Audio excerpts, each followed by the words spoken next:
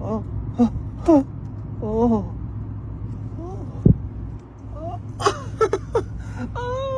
This is a green sea anemone, and this is what they look like outside of water. But watch what happens when you touch them. They close right up, and they do this for 3 reasons. 1, as a defense mechanism, 2, to capture and eat their prey, and 3, to hold in water during low tide.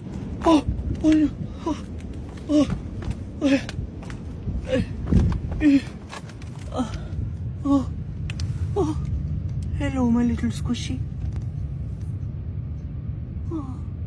I love you.